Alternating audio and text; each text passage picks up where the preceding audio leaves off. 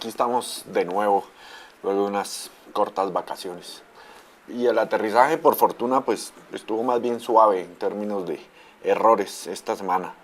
Me queda difícil realmente identificar una embarrada de la semana para darle el premio. Mucho error sí de teclado, alguna de ortografía. Por ahí en alguna entrevista Tancredi, el nuevo resucitado héroe de Millonarios, decía que llevaban 3 puntos de 3, cuando en realidad pues llevaban 9 puntos de 3 partidos ganados. Pero en realidad pues nada de errores de esos que nos hacen sonrojar cada semana. Aunque bueno, todos nos deberían hacer sonrojar. Pero bueno, el caso es que cuando no hay tanto desgaste con los errores, estos tan graves, pues se pueden dar aquí dentro de la redacción discusiones más interesantes, más productivas, digamos. Y una de ellas la tuvimos esta semana, por ejemplo, que fue alrededor del uso de las infografías para presentar la información. Eso, digamos, es algo que hemos promovido mucho aquí, tanto en el impreso como en las versiones digitales hemos avanzado bastante, porque digamos, yo soy un convencido de que en una buena infografía se puede contar una historia completa.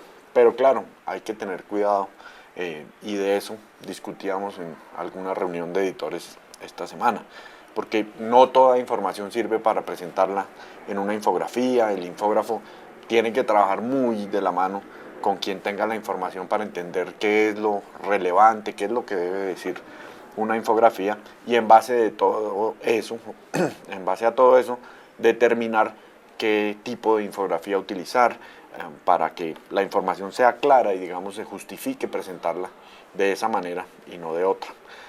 Claro, el ideal es que el infógrafo fuera realmente un periodista, que fuera y consiguiera la información y simplemente al momento de presentarla pues la presenta de una manera diferente, pero pues no tenemos los recursos para eso aquí. En realidad hay un par de personas nomás dedicadas a eso, Jonathan y Dick, y bueno, algunos otros que los apoyan, pero pues no nos podemos dar ese lujo. Y toda esta discusión, por supuesto, pues tuvo origen en una infografía que no fue muy afortunada del jueves, en nuestro tema del día, sobre era de la cartera en el sistema financiero. Y con razón, pues muchos plantearon que no la habían entendido bien, que sentían que habían tenido que hacer mucho esfuerzo, digamos, para poder descifrarla. Es decir, todo lo contrario a lo que debe ser una infografía. En fin, espero que de toda esta discusión pues surjan unas mejores infografías para todos ustedes. El mayor contratiempo lo tuvimos con una historia que en realidad fue ya hace más de un año. Y en realidad no fue con la historia, sino con las fotografías. Desde hace unos días, Joan Rojas me venía mandando unos mensajes que me hablaban de un posible caso de plagio en la sección de cultura. Yo le dije pues que viniera, me preocupaba mucho el tema, por supuesto, lo recibí acá y me dijo que nosotros habíamos pedido unas fotografías que luego un amigo que fue quien hizo el texto, Andrés Ramírez, le había dicho que no nos interesaban las fotos y finalmente sí las publicamos. Era de una historia con el escritor Juan Gabriel Vázquez, nuestro columnista, en Barcelona, donde vivía, por los días en que se ganó el premio Alfaguara. Y en efecto nosotros le pedimos a ese amigo de Joan que la hiciera y coordinamos con Juan Gabriel pues para que lo recibiera. Y en los correos que hemos estado desempolvando pues, a raíz de este caso, Andrés dice, que fue el que hizo el texto, dice que sí, que ahí mandaba unas fotos, pero digamos no hemos encontrado bien cómo, pues en ninguna parte aparece que hubiera dicho que las fotos eran de otro fotógrafo y que había que pagarlas, en fin. Esto pues fue ayer, de manera que como ven todavía estamos en el proceso de desempolvar todos esos correos y tal y ver cómo fue el acuerdo en realidad con Andrés, pero el hecho es que las fotografías venían con un claro aviso que decía copyright, el cual fue recortado al momento de publicarlas, lo cual por supuesto pues tiene muy enfurecido a Joan y con toda razón, y pues aparece como un claro acto de mala fe. Espero poder encontrar pues toda la historia, cómo fue el acuerdo con Andrés, al menos para tener la tranquilidad interna de que pues no fue que alguien aquí se las quiso dar de view para utilizar esas fotos. Y mientras tanto, bueno, entraremos en un proceso de conciliación con Joan para ver exactamente qué fue lo que pasó. muy aburrido el caso y como les digo, pues lo que quiero es tener la seguridad de que aquí no se obró de mala fe. De sus preguntas me dice Victoria Alean, ¿cómo se decide qué noticias publicar? ¿Cómo se realizan los consejos de redacción?